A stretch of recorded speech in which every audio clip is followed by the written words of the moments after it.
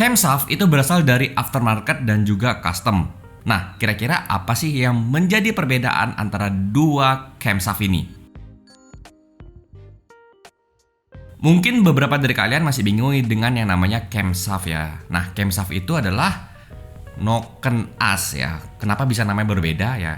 Sebenarnya berbeda dari penyebutan masing-masing negara. Nah, aku sudah pernah bahas dulu sebelumnya, jadi kalian bisa cek di sini untuk pembahasannya ya. Jadi aku nggak bakal bahas lagi apa itu camshaft, apa itu noken as, apa itu cam ya. Jadi kalian bisa nonton nanti setelah nonton video ini untuk penjelasannya lebih detail. So, langsung aja kita bahas tentang camshaft dari aftermarket dan juga custom.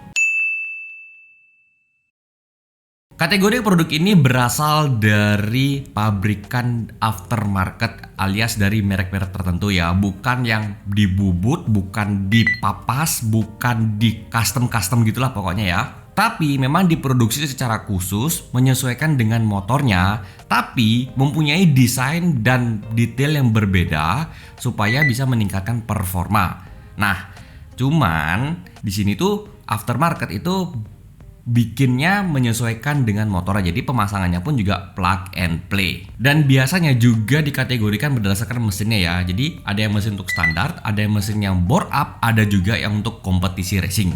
Untuk karakternya itu cenderung di putaran atas atau tarikan atas, dimana memang lebih ditajamkan untuk top speed.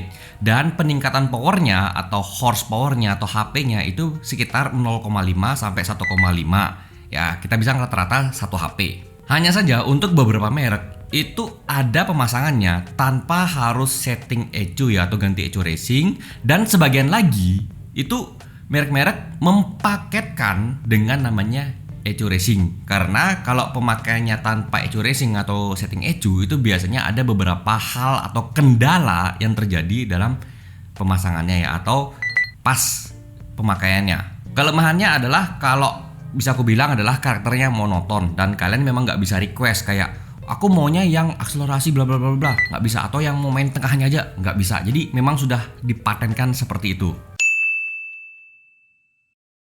Kategori ini berasal dari produk standar bawaan motor atau dibeli dari standar pabrikan yang kemudian di custom ya kayak dibubut, dipapas, dikerok agar bertujuan untuk meningkatkan tenaga motor. Dan itu pun kalian bisa request mau seperti apa. Entah difokuskan ke akselerasi atau top speed, jadi memang bisa disesuaikan dengan kebutuhan masing-masing rider.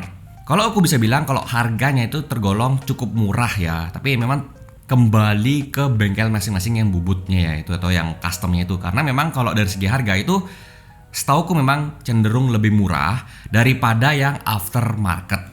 Kelemahannya adalah biasanya akan timbul suara-suara berisik atau getaran-getaran mistis yang bisa dibilang cukup mengganggu bagi beberapa kalangan rider ya, dan termasuk aku juga merasa terganggu saat pemakaiannya. Memang tidak semua efek sampingnya bakal keluar seperti itu ya, tapi selama ini aku coba di beberapa motor yang customnya juga berbeda-beda ya dari bengkel-bengkel yang berbeda, itu pasti ada aja yang namanya suara berisik atau getar-getaran gitulah ya, getaran mistis ya. Aku belum pernah nemuin yang tidak berisik atau tidak bergetar ya.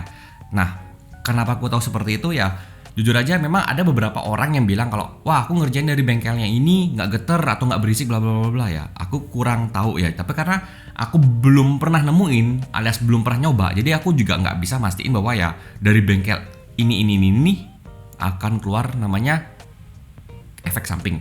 Oke? Kalau yang ini sebenarnya adalah gabungan dari yang kategori yang disebutkan tadi, di mana barangnya adalah aftermarket dari merek tertentu, kemudian di custom ulang atau dibuat sudutnya ulang supaya bisa menghasilkan sesuatu yang memang berbeda ya, alias mungkin kayak bisa dibilang memaksimalkan powernya atau memaksimalkan potensinya. Di mana ya aku hanya bisa bilang kalau yang seperti ini biasanya kreatifnya orang-orang. Kelemahannya adalah yang pertama, harganya pasti bakalan lumayan tinggi ya, karena kan barang dari aftermarket tuh harga juga lumayan, kemudian proses bubutnya juga pasti bakalan lumayan. Dan yang kedua adalah kalau kalian gagal ya dalam bubutnya atau hasilnya tidak sesuai ya, ini nggak bisa diklaim ke merek tersebut gitu loh. Jadi kalau kalian mau nuker yang baru ya karena ya bla bla bla bla bla itu pasti dicek, wah ini habis bekas bubut jadi nggak bisa diganti. Oke? Jadi kurang lebih seperti itu ya penjelasannya, dan ini murni dari pengalamannya aku ya. Jadi kalau kalian yang punya pengalaman tersendiri bisa share di kolom komentar. Oke? Dan sekian dulu video hari ini. Terima kasih sudah nonton. Sampai jumpa di videoku berikutnya. Bye bye.